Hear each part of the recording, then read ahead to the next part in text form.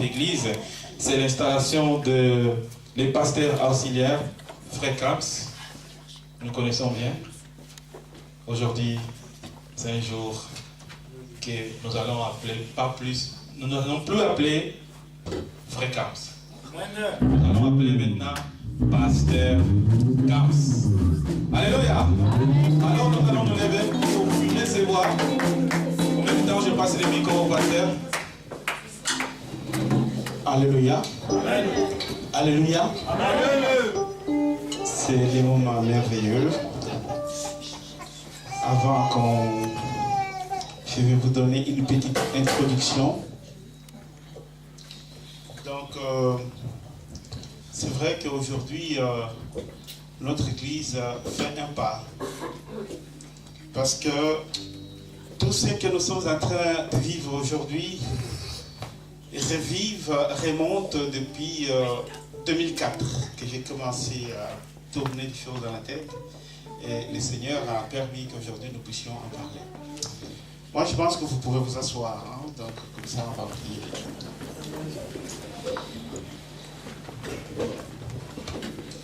Comme vous le savez, en 2007, juste après notre jubilé de 15 ans de l'Église, donc, une année après, quelques mois après, donc en 2008, nous avons pu consacrer 2 évangélistes.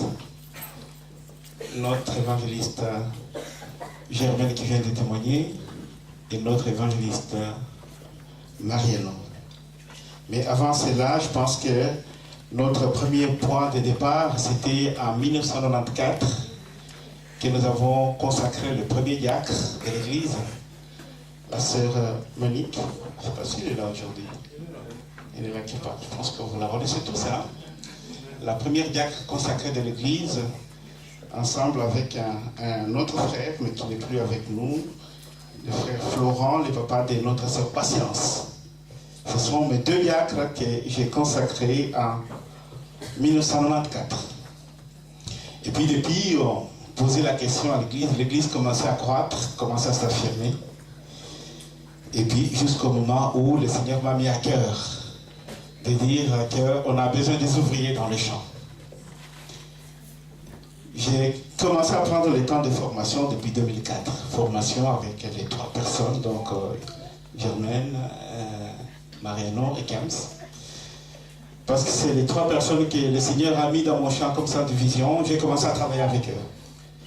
Dit Seigneur, je ne sais pas où est-ce qu'on va arriver.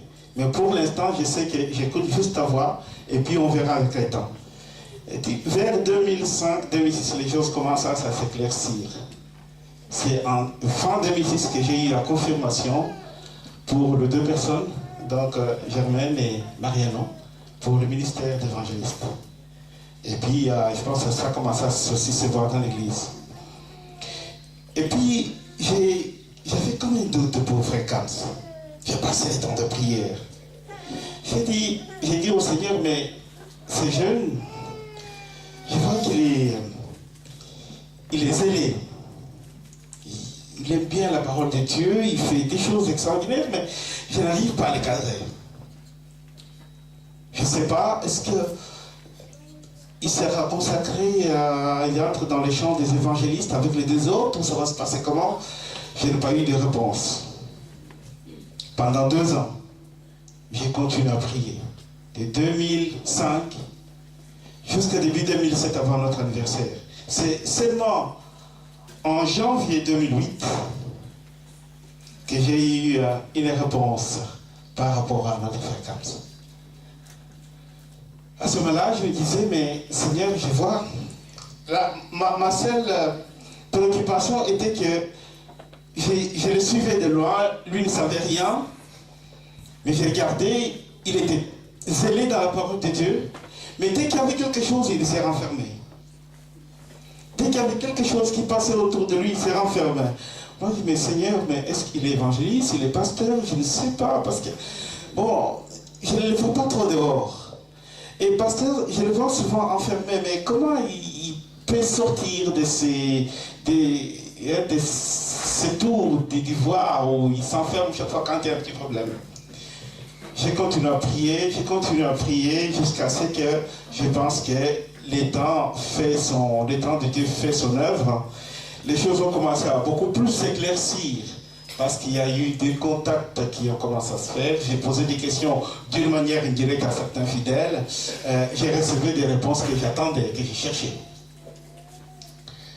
C'est depuis donc fin 2008, 2009, je pense, à ce moment-là, on avait déjà commencé une formation, que j'ai commencé à prendre une orientation un peu spéciale pour lui. De faire des formations. Je pense que j'ai une mauvaise habitude peut-être, ça c'est mon côté réformé, je suis pasteur réformé plus de 30 ans.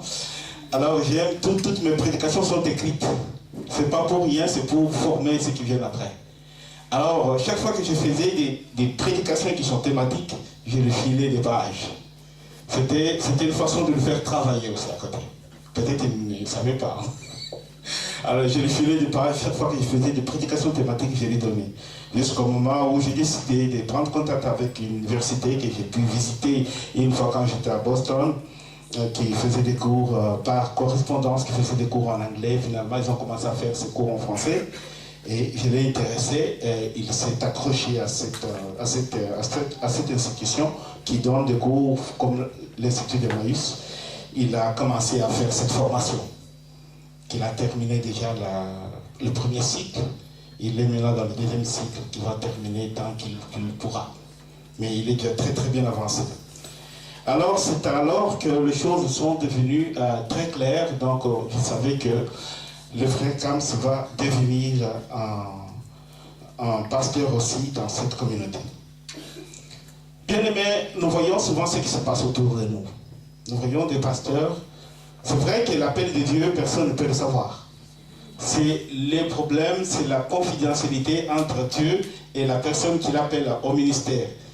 Dieu peut parler à une tierce personne pour un témoignage, pour une preuve. Mais nous avons l'habitude de voir souvent des pasteurs qui sont sur le coup de tête parce que je ne suis pas d'accord avec ce qui se passe dans cette église. Il part, il devient pasteur et quand on lui demande comment tu es pasteur, mais parce que j'ai réuni des gens ou parce qu'on m'appelle déjà pasteur. Et puis il y a des pasteurs qui se réveillent le matin et disent que le Seigneur m'a parlé cette nuit, il m'a dit que je dois commencer une œuvre. L'église de Christ ne se fonde pas sur un coup de tête ou sur un claquement de doigts comme ça. C'est quelque chose, tu dois être prouvé par les gens, tu dois être suivi, tu dois avoir des confirmations, tu dois avoir une formation solide, afin de pouvoir, quand tu discutes de la parole de Dieu, tu as des arguments, tu sais de quoi tu parles.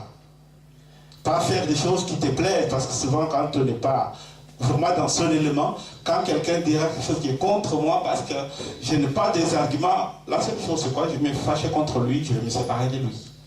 Un pasteur formé doit prendre le temps. Donc, dans notre église, je pense que j'ai pris cette voie de ne pas avoir des pasteurs, je me permets le terme, au rabais. Des pasteurs au rabais. Un pasteur qui est pasteur parce qu'on l'appelle pasteur. Mais au fond, il n'est pas du tout pasteur. Alors c'est ainsi que j'ai pris le temps. J'ai vu à mon frère, mon fils aussi, j'ai vu un bon prédicateur au départ. Mais derrière ça, il y avait un appel. Mais il a fallu du temps pour que cela soit confirmé. Vous savez, quand j'ai lisé la Bible dans Actes des Apôtres 19, verset, je pense, 9, où il faut lire tout, quand Paul arrive à Éphèse, il trouve les disciples qui étaient à Éphèse, qui travaillaient avec Apollos. Il a demandé, lorsque vous avez écouté la parole de Dieu, vous avez reçu le Saint-Esprit. Et pourtant, ces disciples étaient là, ils travaillaient avec Apollos, ils ont fait beaucoup de choses. Mais ils vont dire à Paul, nous n'avons même pas entendu parler du Saint-Esprit. Paul était un peu mal. Et comment ces gens qui servent le Seigneur, ils n'ont jamais entendu parler du Saint-Esprit, alors qu'ils sont avec Apollos, qui est le serviteur de Dieu. Alors qu'est-ce que Paul a fait? Il a mis en place une structure de formation. Pendant 3 mois, il a formé des gens. Donc, comme quoi la formation est importante. Pendant 3 mois, il les a formés. Mais c'était une foule. Il y avait 12 personnes ou plus. Mais il a vu qu'il y avait ceux qui n'arrivaient toujours pas à suivre. Et finalement, il a pris une grande décision, c'est de les envoyer à une école de Tyrannus, qui était à Éphèse. C'est dans les livres si vous lisez Actes des Apôtres 19, vous trouverez cette école de Tyrannus où l'apôtre Paul va envoyer tous ses disciples pour aller être formés pendant plus de 2 ans, donc presque 3 ans, qu'ils ont suivi des enseignements. Ils sont devenus solides. C'est ainsi qu'un jour, on voit dans la Bible, dans Actes des Apôtres 4, 19, quand Pierre et Jean se retrouvent des gens devant les autorités qui les disaient, mais il faut arrêter ces gens-là, il faut les empêcher d'enseigner la parole de Dieu.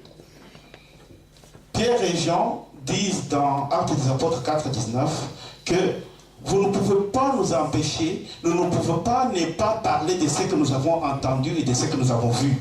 Je pense que quand on a été formé, quand on a suivi la parole de Dieu, je pense bien aimé, personne ne viendra t'empêcher de dire ce que tu as entendu, ce que tu as vu. Et si cela est sur une bonne voie.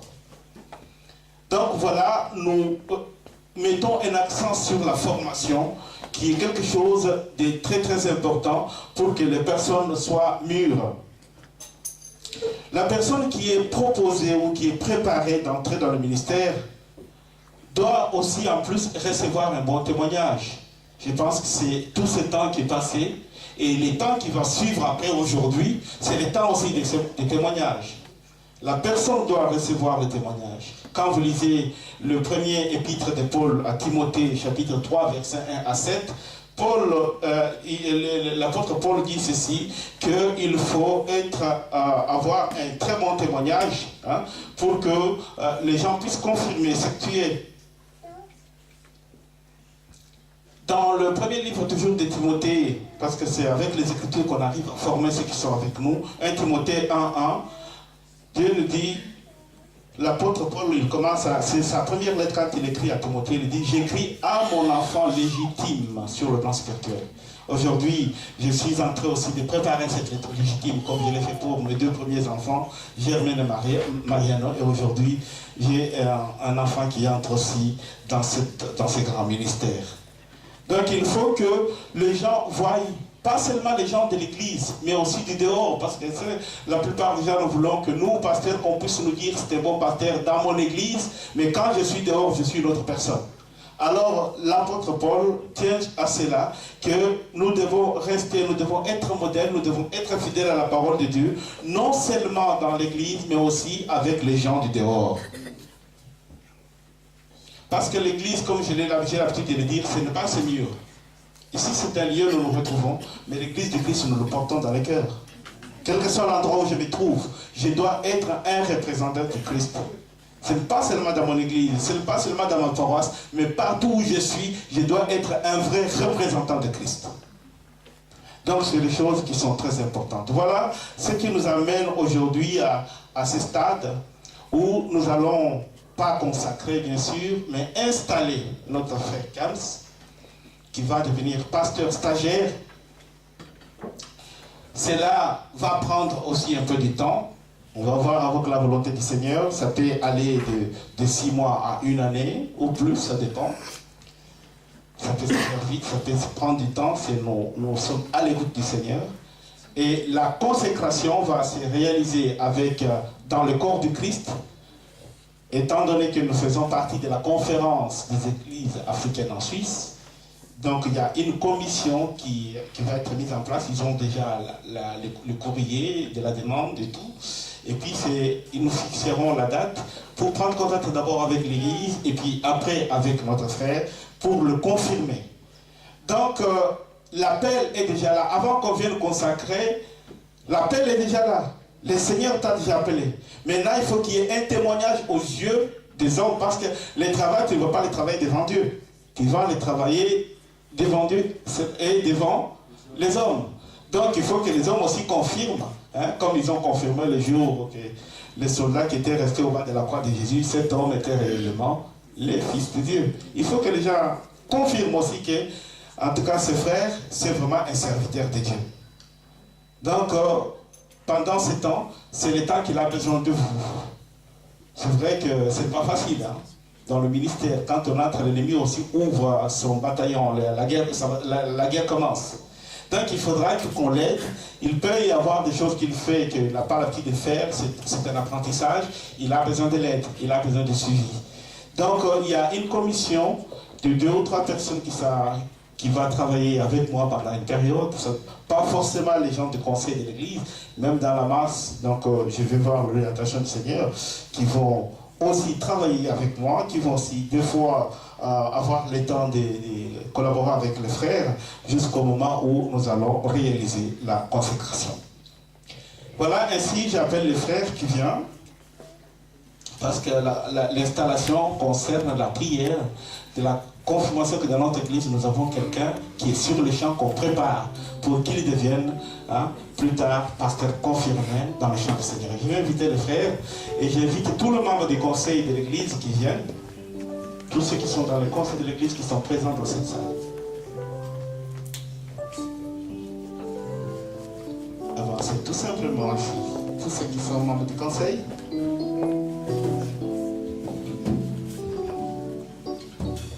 Voilà, on peut prendre un coussin ou tu arrives à te mettre au genou, ça fait pas mal.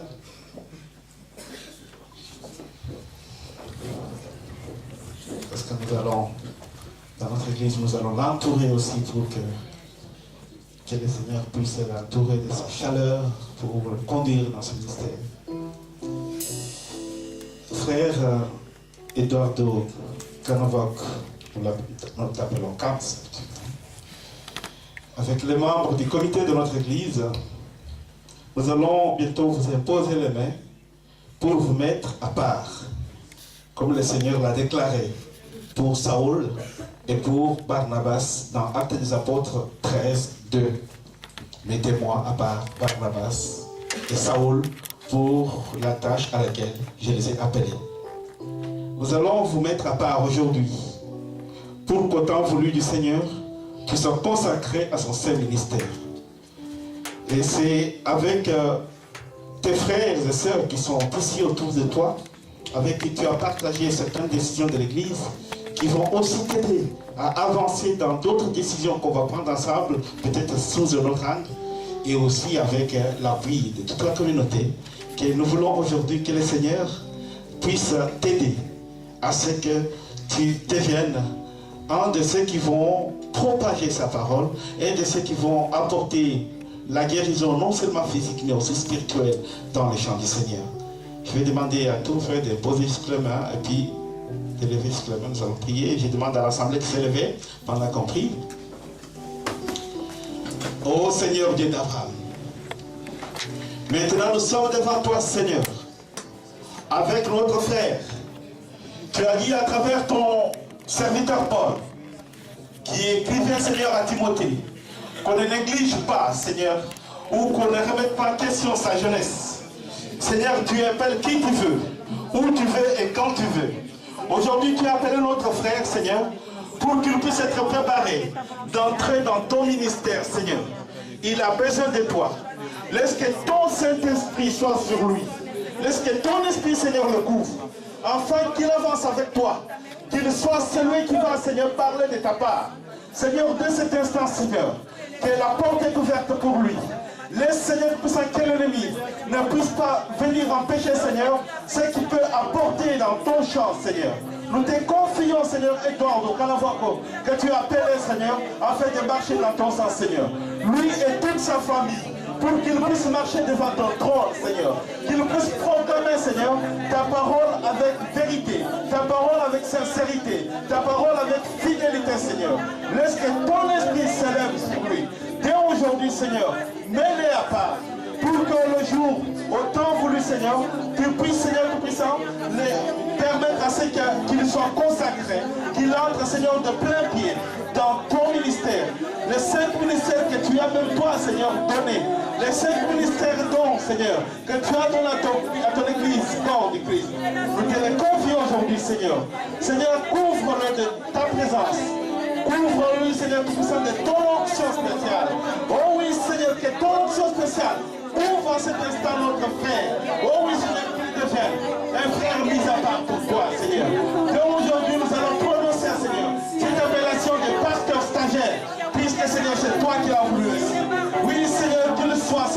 devant ton regard. Celui qui va marcher devant ton trône. Oh oui, Père.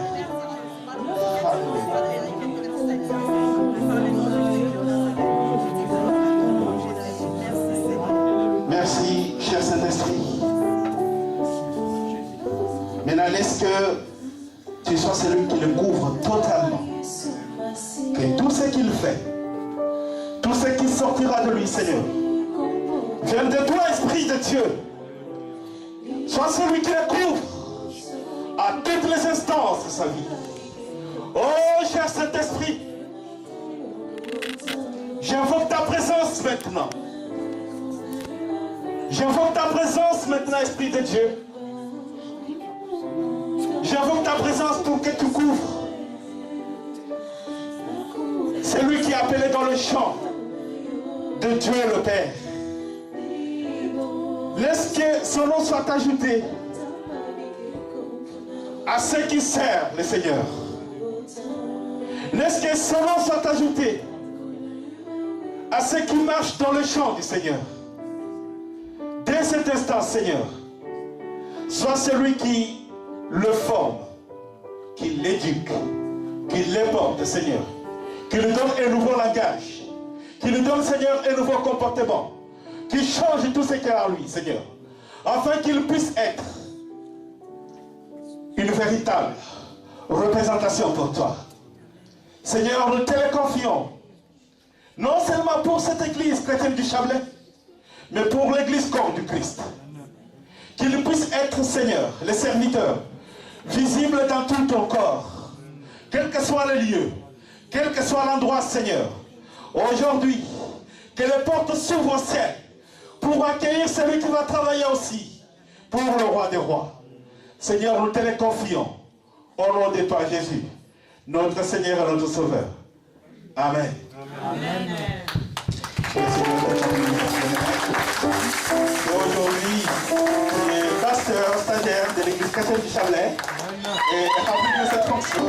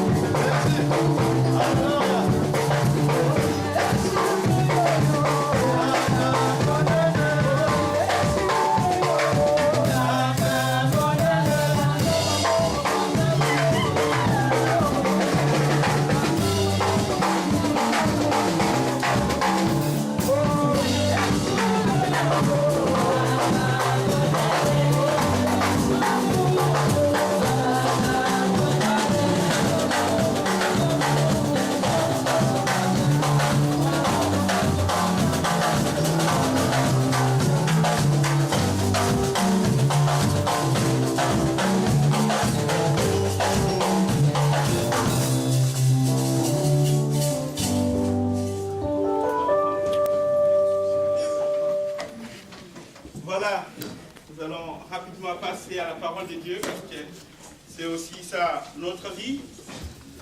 Et je vais lire dans Actes des Apôtres, chapitre 10, versets 34 à 43.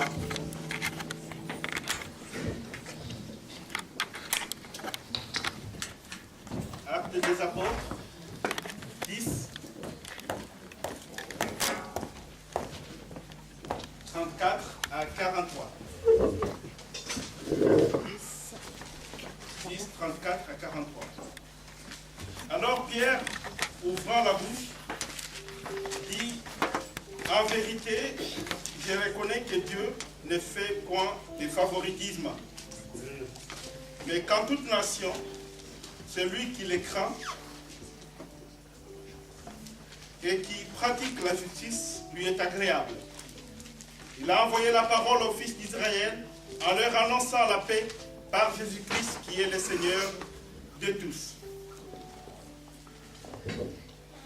Vous savez, Ce qui est arrivé dans toute la Judée, après avoir commencé en Galilée à la suite du baptême que Jean a prêché, vous savez comment Dieu a oint du Saint-Esprit et des forces de Jésus de Nazareth qui allait de lieu en lieu, faisant du bien et guérissant tous ceux qui étaient sous l'emprise du diable, car Dieu était avec lui.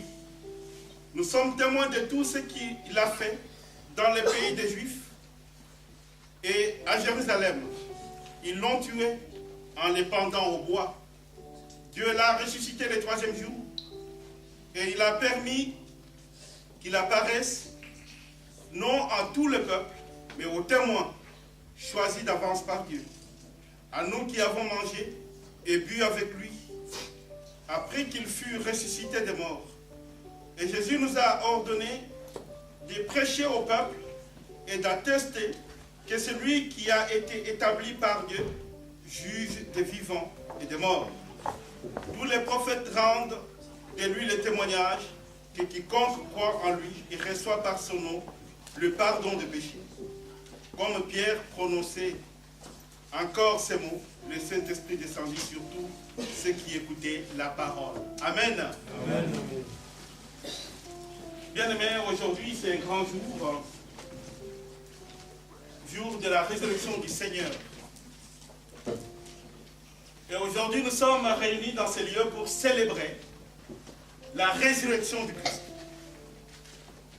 Nous sommes ensemble ici pour célébrer la victoire du Christ sur la mort et sur toutes les puissances du mal.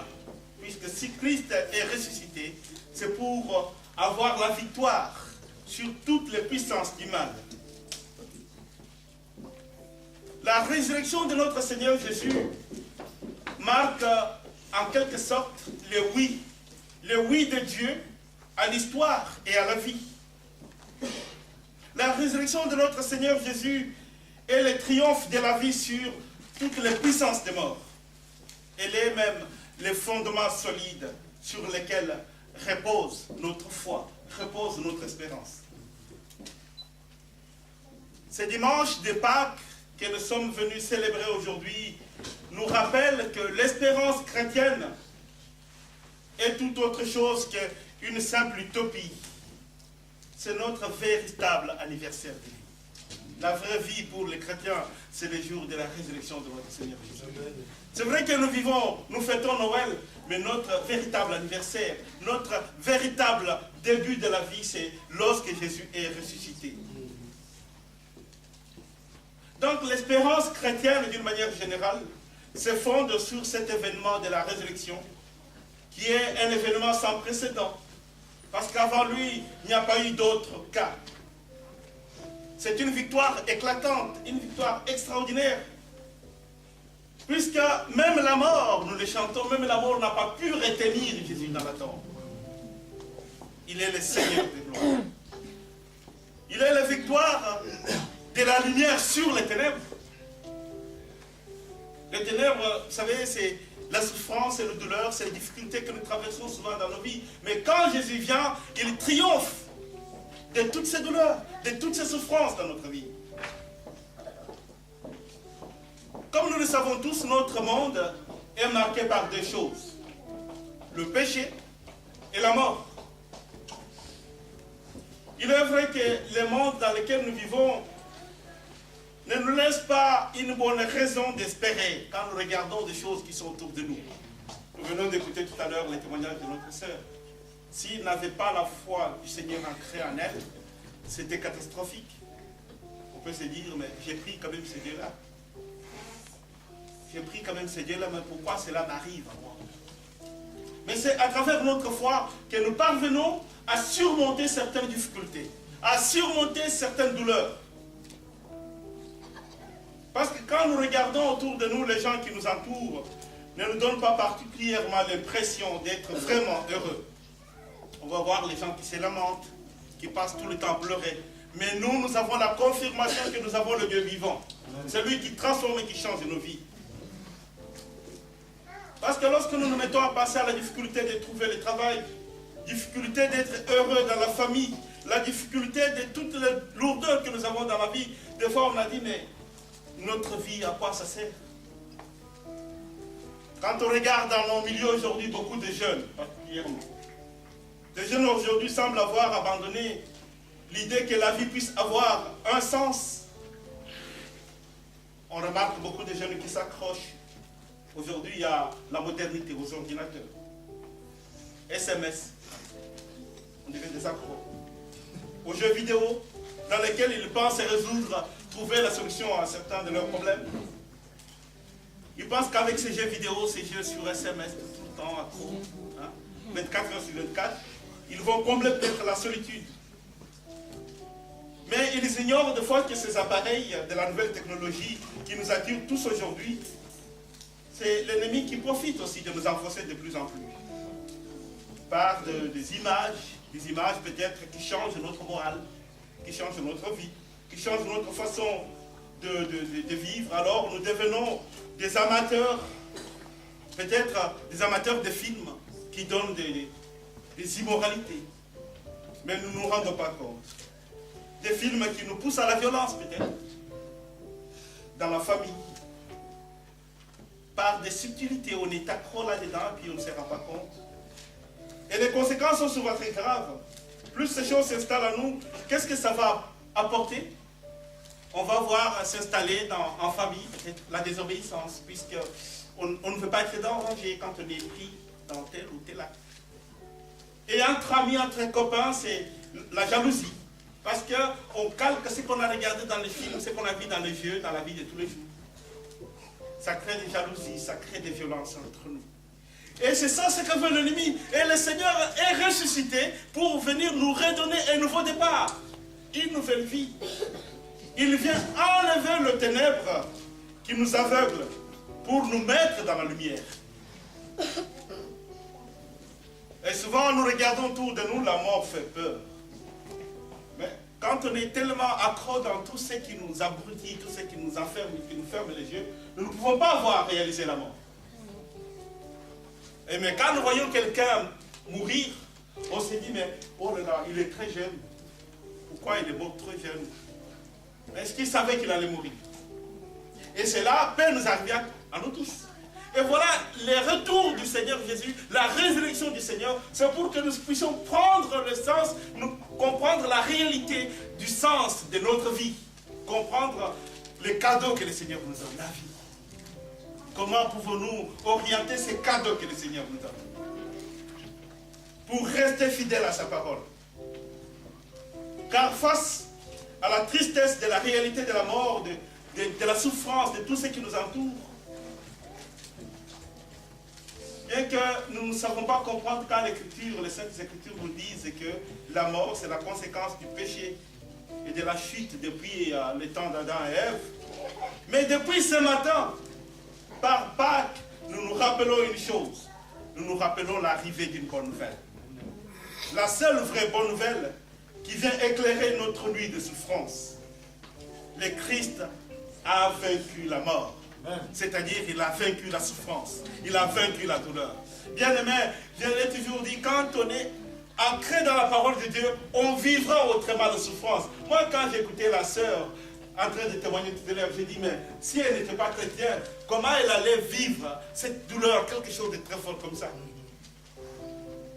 Je pense en Afrique, on irait chercher les marabouts. On irait chercher les féticheurs pour savoir qu'est-ce qui m'arrive dans ma maison.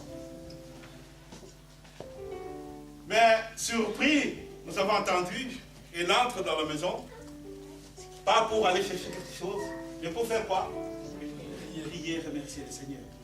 Ça, c'est un comportement que nous pouvons dire un peu bizarre, n'est-ce pas?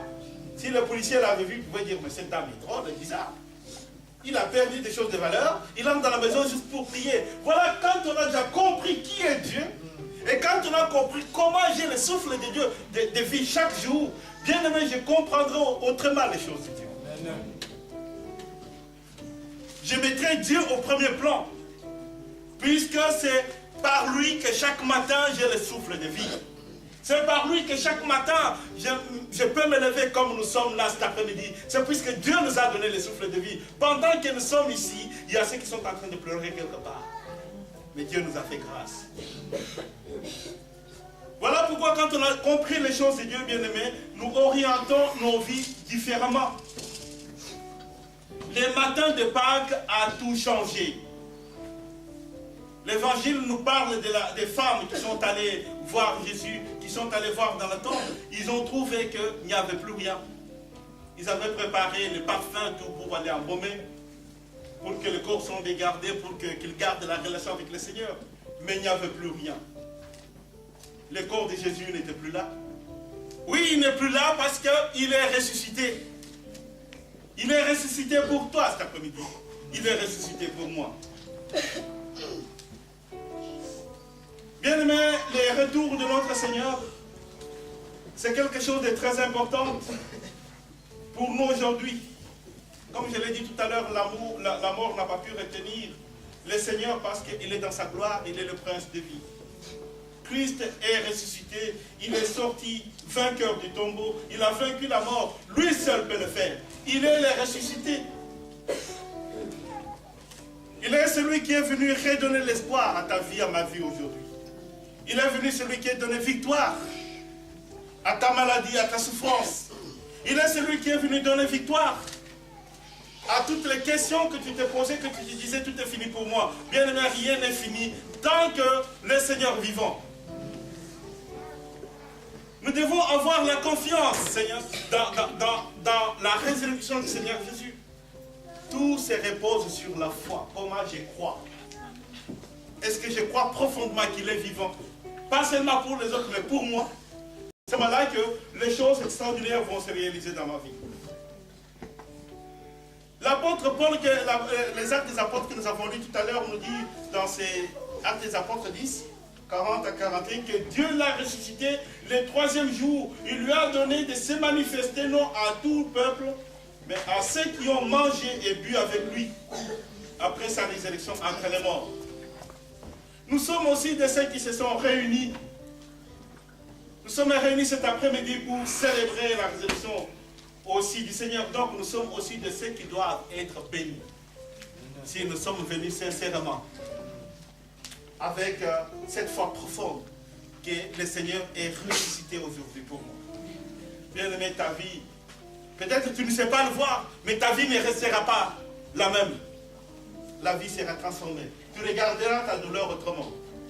Bien aimé, l'ennemi nous attire vers des choses qui font plaisir à la chair, mais qui nous amènent à la mort. Si tu empêches aujourd'hui un enfant de jouer avec le feu, je pense qu'il serait difficile que l'enfant t'écoute, jusqu'à ce qu'il se brûle.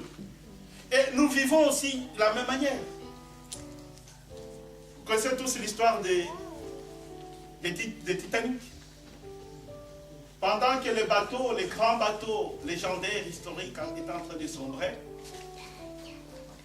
il y a des gens qui disaient on est en train de couler. Et à ce moment-là, il y avait l'ambiance, il y avait les mouvements dans ces bateaux. Il y avait des gens qui se donnaient à plusieurs jeux.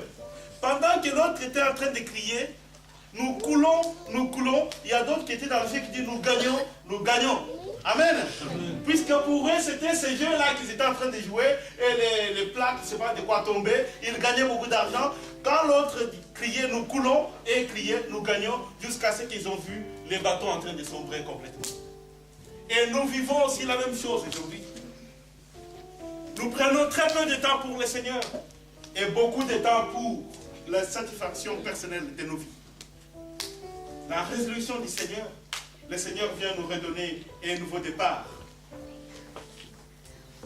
Le Seigneur veut que nous changions, veut que nous comprenions que s'il est venu, c'est pour effacer les ordonnances qui ont déjà été écrites pour nous. Dans l'histoire de Job, nous avons vu que quand Job était assis, il ne savait pas ce qui s'est passé. Satan était en train de chercher comment détruire cet homme qui était attaché à Dieu. Il va même trouver Dieu. Je vois que cet homme-là, il est attaché à toi, puisque tu lui as donné beaucoup de biens, beaucoup de choses. Mais laisse-moi lui prendre tout ce qu'il a. Tu verras qu'il ne va pas encore continuer à prier ou à se mettre à genoux devant toi. Mais Satan s'était trompé, puisque Job était réellement l'homme de Dieu. Qu'est-ce que tu diras de toi aujourd'hui? Qu'est-ce que tu diras de toi aujourd'hui? Nous venons fêter Pâques. Nous venons dire que le Seigneur est ressuscité. Est-ce qu'il est ressuscité avec toi? Le jour que tu as donné ta vie à Christ, tu as dit, je vais mourir avec le Christ et ressusciter avec lui. Est-ce que tu es ressuscité avec lui? Il n'y a que le Seigneur qui peut lire dans ton cœur. Nous pouvons te voir ici un frère bien éduqué, bien formé, bien zélé dans la parole de Dieu, mais nous ne pouvons pas lire ce qui est écrit dans ton cœur. Seul Dieu peut le savoir. Nous pouvons voir un frère bien, une sœur qui est bien, mais dans son cœur, c'est comme si je prenais un livre, je prends un livre comme ça, dedans, je mets toutes les saletés possibles et je le ferme. Et le livre est très beau dehors.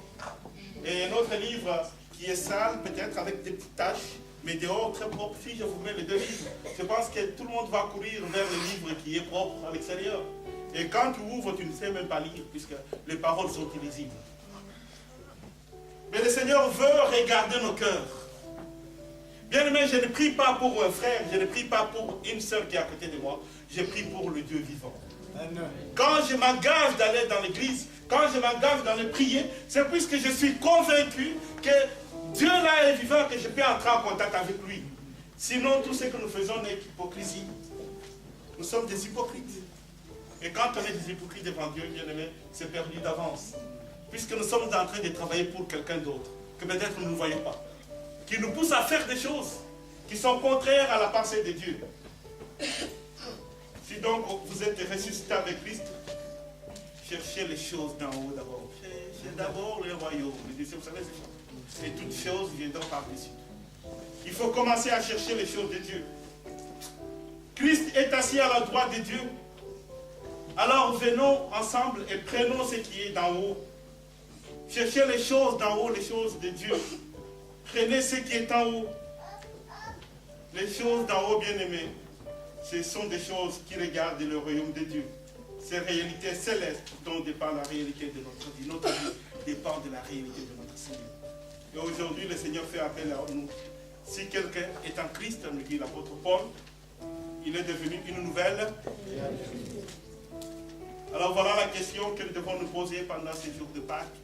Est-ce que je suis une nouvelle créature? Parce que Pâques, c'est le début de notre vie.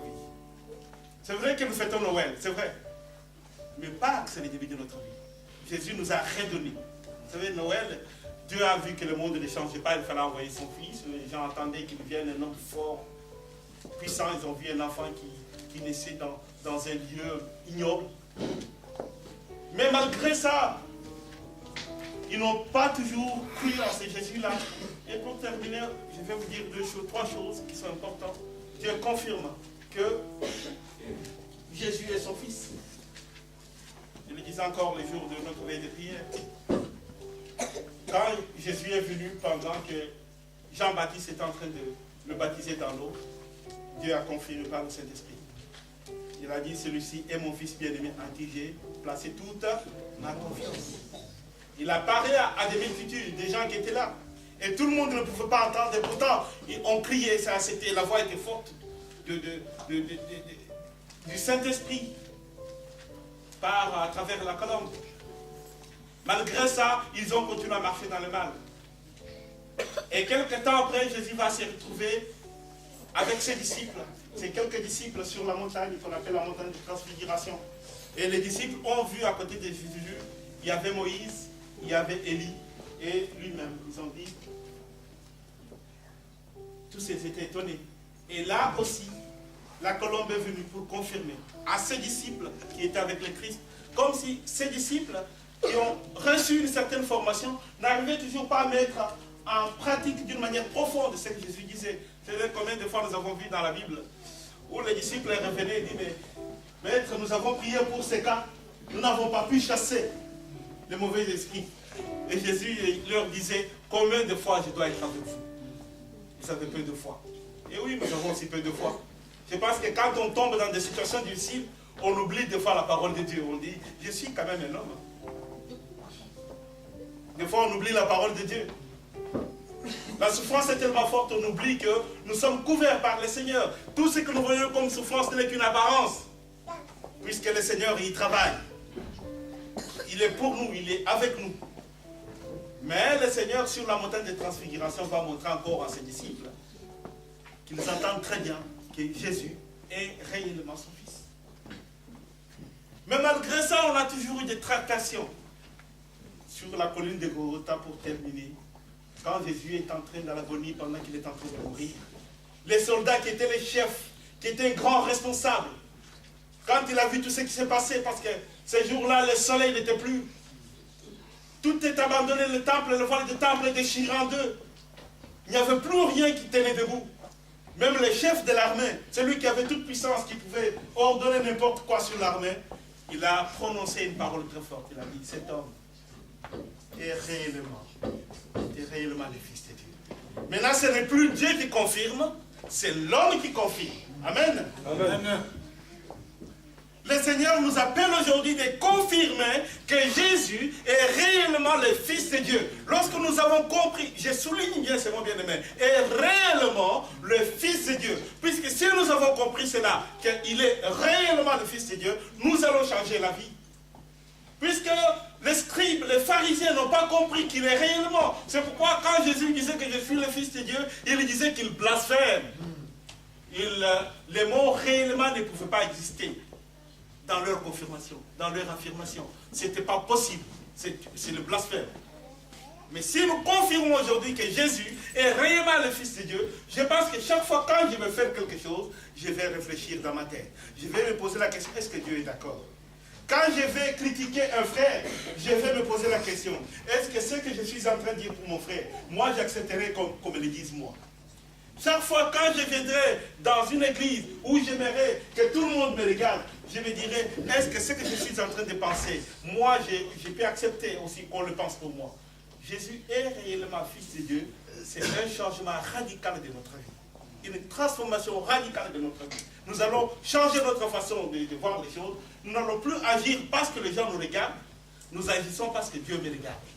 Amen. Amen. Je vais agir en fonction de Dieu. Et c'est ce qui fait qu'il y a beaucoup de nos communautés aujourd'hui qui sont tombées par terre, puisqu'on veut être vu. On veut qu'on me voie. On veut qu'on me remarque. Même dans l'église. C'est bien, il faut s'habiller à la mode. Parce que je suis fier, je vais m'habiller à la mode. Mais quand on s'habille à la mode parce que je veux qu'on me voie, quand je passe, on dit il n'y a que moi aujourd'hui. Bien aimé, c'est une mauvaise pensée. Amen. Amen. Il faut que vous mettiez ça dans la tête. Donc quand tu passes, tu attends dans tes oreilles que tu attendes quelqu'un dire oh aujourd'hui, tu vois comment elle est habillée? Tu attends cela. Mais si je m'habille, c'est parce que je suis content de ce que je suis. Amen. Amen. Si je fais quelque chose, c'est parce que je suis content de ce que je suis. Parce que je suis fier de ce que Dieu m'a fait. Je pense qu'il n'y a personne, comme je le dis toujours, qui regarde dans le miroir et se dit, oui, regarde comme il est moche. Je regarde et dit, je suis beau, je suis belle. Amen. Amen. Comment tu sais que tu es beau, tu es belle? Comment tu sais que tu es beau, tu es belle? Ça sera difficile d'expliquer. Hein? Ça sera difficile d'expliquer. Comment tu peux savoir que tu es beau, que tu es belle? C'est puisqu'il y a quelque chose qui dit en toi, ça c'est le secret de Dieu. Quand Dieu a dit créons l'homme à notre image, il y a quelque chose dans la subconscience qui te rappelle que tu es l'image de Dieu, alors tu le proclames, tu le prononces, tu dis je suis beau.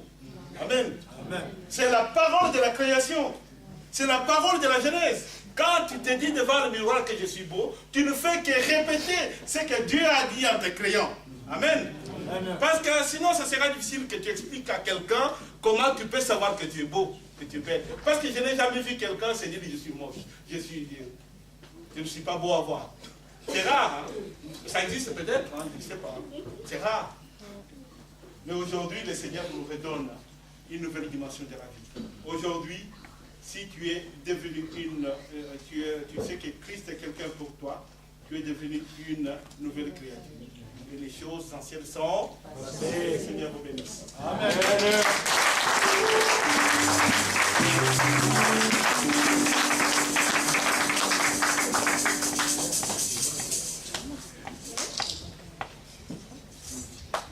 Alléluia.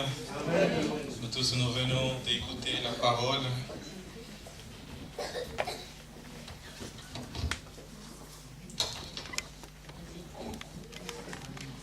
Et c'est un message qui concerne à tous. Les mamans, les papas, les jeunes et les enfants. Aujourd'hui, c'est un jour de nouveau départ. C'est la résurrection de notre Seigneur Jésus-Christ qui a marqué l'avenir de toute l'humanité. Jésus-Christ a effacé toutes nos ordonnances qui étaient établies dans le monde des ténèbres contre toi, contre moi et contre tous. Il a donné la victoire, c'est la victoire de la lumière sur les ténèbres. Et aussi, nous avons reçu le message par rapport à notre jeunesse aujourd'hui qui ils ont vraiment suivre un chemin ils ont à suivre la modernité. Ils pensent que cette modernité nous amène à la vie, mais qu'enfin nous amène à la mort. Nous sommes tellement distraits avec les nouvelles technologies qui sont arrivées aujourd'hui. Nos enfants, même petits. Mais j'aimerais seulement souligner dans cette problématique qui touche aussi les chrétiens d'aujourd'hui. Les papas et les mamans, nous avons une responsabilité envers nos enfants. Parce que la Bible, même le livre des Proverbes 22, verset 6, il dit « Instruis vos enfants dans la voie à suivre ». Alors nous devons donner à nos enfants le meilleur que nous avons. Alors je vous demande, c'est quoi le meilleur que nous avons, papa et maman? C'est quoi le meilleur que nous avons?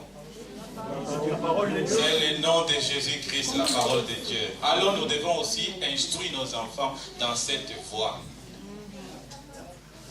Parce que les premiers pasteurs pour les enfants, sont les parents. L'église, il fait le reste. Alors si vous voyez maintenant que vos enfants ne viennent pas à l'église, ne culpabilisent pas les pasteurs, ne culpabilisent pas l'église, mais nous-mêmes, nous avons les responsabilités là-dessus. Alléluia. Mais aujourd'hui, Jésus-Christ nous interpelle.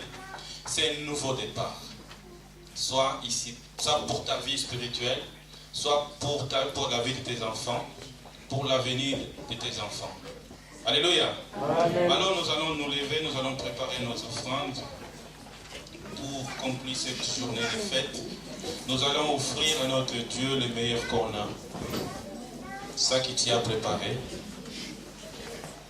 Lève-toi, prends tes offrandes.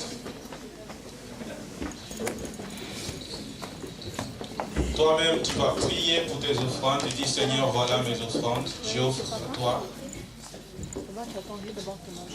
Tu vas bénir tes offrandes.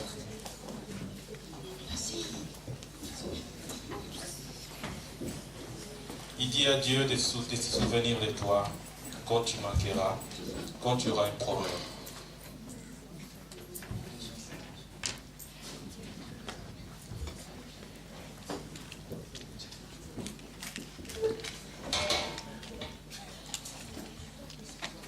Lèvons-nous, s'il vous plaît.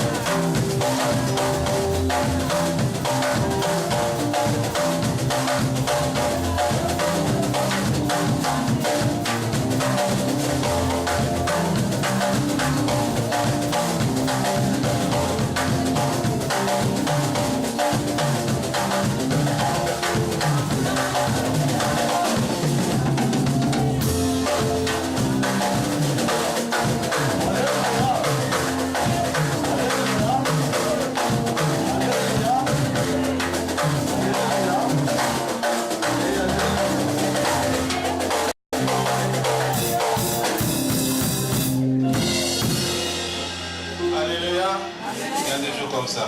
Rendons gloire au Seigneur. Alors nous allons prier, nous allons bénir les offrandes. Éternel Dieu de gloire, Dieu d'amour, Dieu fidèle, Seigneur, nous voulons encore une fois, Seigneur, aujourd'hui, manifester, Seigneur, notre gratitude au ténèbre, grand Dieu, pour toutes choses, Seigneur, que tu as accompli dans nos vies. Seigneur, tu nous donnes la santé, la force, Seigneur, pour pouvoir travailler.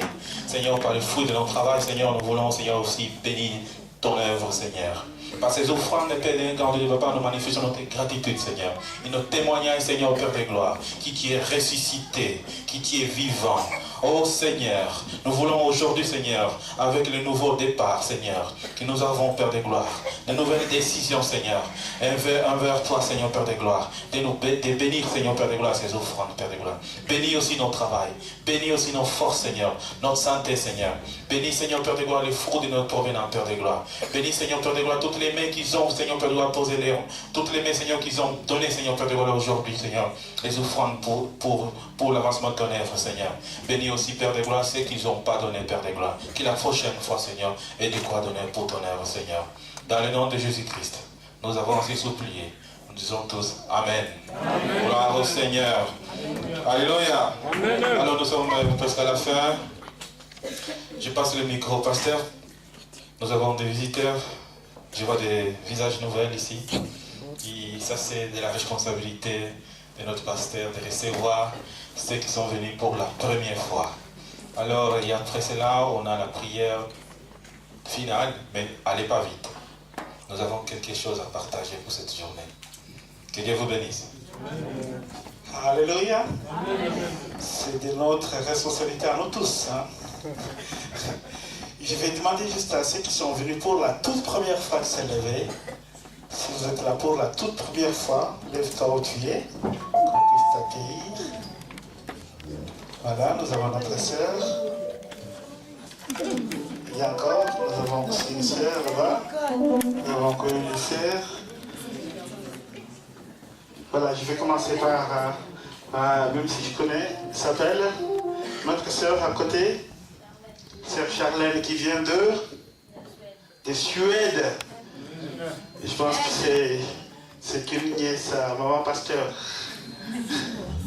Ah oui, il y a encore l'autre qu'on ne voit pas bien. Qui s'appelle comment? Qui s'appelle Rose. Rose qui vient aussi de Suède, j'imagine. Hein? Que le Seigneur soit loué. Nous avons notre sœur là-bas qui s'est levée. Oui, tout au fond. Ah, c'est pas la première fois. Voilà. Nous avons notre sœur ici, oui. C'est la première fois aussi. De Hollande. Notre sœur Ouda, voilà. Que le Seigneur. Suisse allemande, voilà. Que le Seigneur vous bénisse. Je pense que nous avons quelques frères qui parlent allemand, mais bon. Voilà. Est-ce qu'il y a encore quelqu'un d'autre? Voilà. Nous allons juste vous demander de rester debout. Nous avons l'habitude d'accueillir notre nom. Nous mettons tous debout avec nos sœurs qui sont arrivées parce qu'il n'y a pas un frère. Nous avons l'habitude de les accueillir avec beaucoup de joie en ouvrant nos cœurs qui sont nos bras.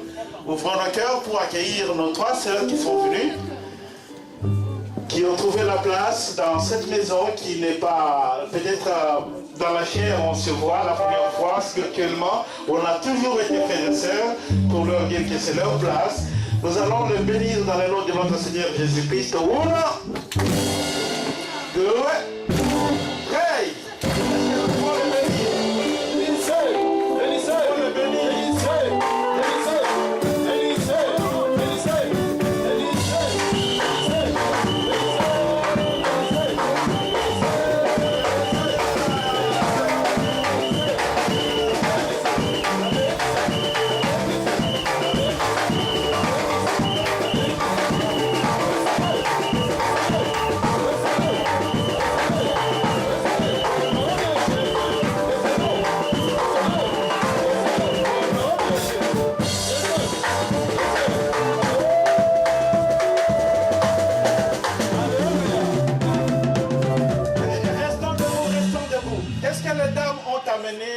À la tombe de Jésus.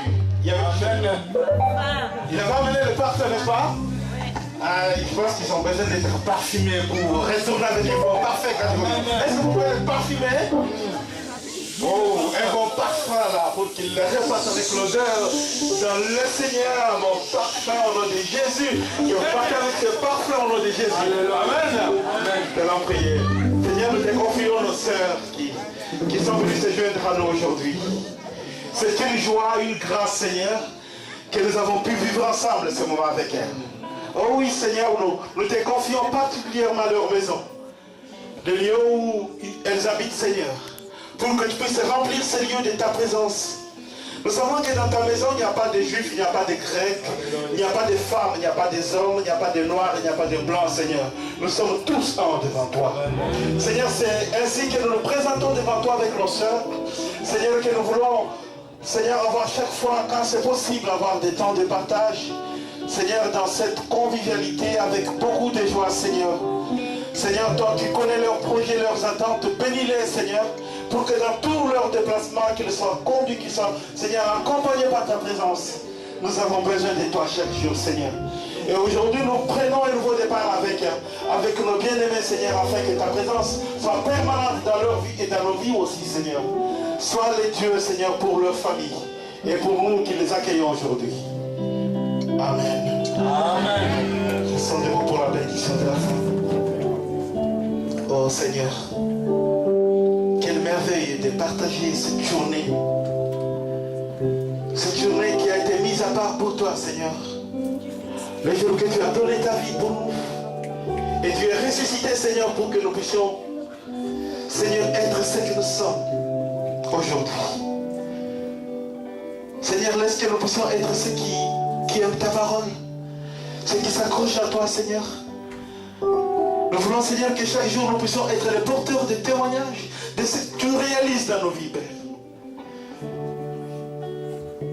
Que nos vies soient un centre de lumière. Pour ceux qui viennent vers nous, Seigneur, nous voulons être ceux qui communiquent aussi la joie, ceux qui communiquent la lumière, Seigneur, à tous ceux qui s'approchent de nous, Seigneur. Mais pour cela, nous voulons manger ta parole. Avoir cette parole à nous, Seigneur, chaque jour. Merci puisque tu as permis que cette journée soit une merveilleuse journée, Seigneur, devant toi. C'est dans la joie, Seigneur, et dans l'amour mutuel que nous avons partagé ce temps, Père. Alléluia.